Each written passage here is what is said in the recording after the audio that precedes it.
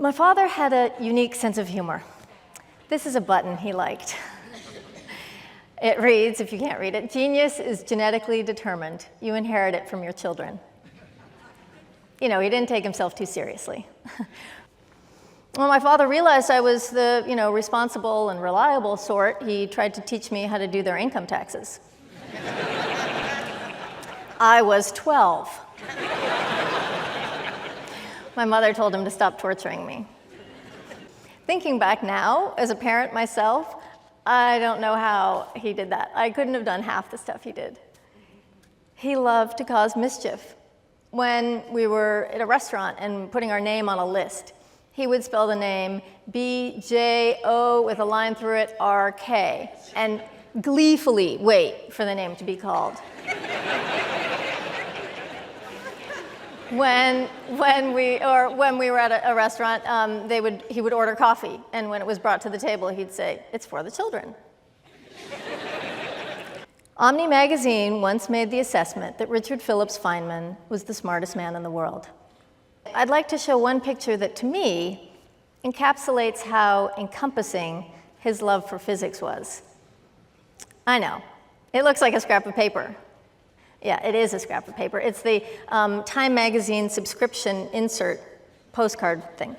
As you can see, it's completely covered by equations. This happened during leisure reading, right? So he's reading along and still thinking about physics. This is how he worked. He covered newspaper margins, and placemats in restaurants, even Kleenex boxes with calculations. I don't think he considered it work because he enjoyed it so much, but I think of my father as a very hard worker. You asked me if an ordinary person, by studying hard, would get to be able to imagine these things like I imagine them. Of course, I was an ordinary person who studied hard. There's no miracle people. It just happens they got interested in this thing and they learned all this stuff. They're just people. There's no talent, a special miracle ability to understand quantum mechanics or a miracle ability to imagine electromagnetic field that comes without practice and reading and learning and study. So if you say, you take an ordinary person who's willing to devote a great deal of time and study and work and thinking and mathematics and time, he's become a scientist.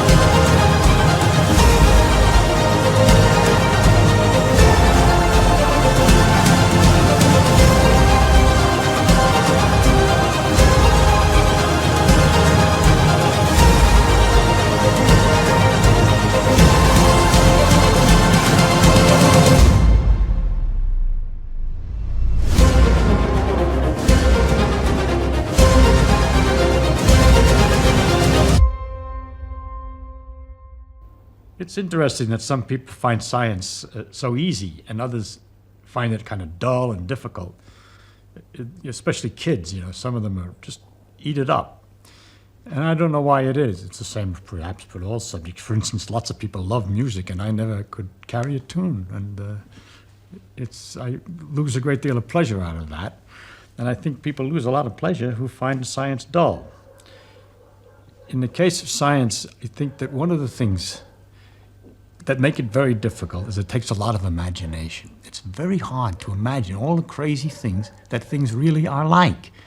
You see, I have had in my life a number of pleasant experiences. The earliest one, when I was a kid, I invented a problem for myself, the sum of the powers of the integers. And in trying to get the formula for it, I developed a certain set of numbers formula for which I couldn't get.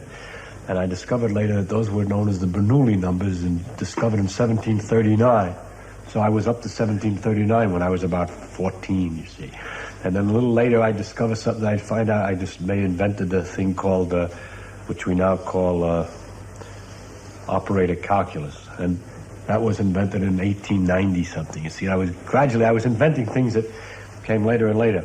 But the moment when I began to realize that I was now working on something new was when I read about quantum electrodynamics at the time, and I read a book and I learned about it. For example, I read Dirac's book, and he had these problems that nobody knew how to solve. It was described there.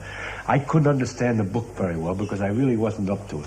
But there, in the last paragraph at the end of the book, it said, some new ideas are here needed. And so there I was. Some new ideas were needed. Okay, so I started to think of new ideas. I can live with doubt and uncertainty and not knowing. I think it's much more interesting to live not knowing than to have answers which might be wrong. I have approximate answers and possible beliefs and different degrees of certainty about different things, but I'm not absolutely sure of anything. And then many things I don't know anything about, such as whether it means anything to ask why we're here and what the question might mean. I might think about it a little bit. If I can't figure it out, then I go to something else. But I don't have to know an answer. I don't feel frightened by not knowing things.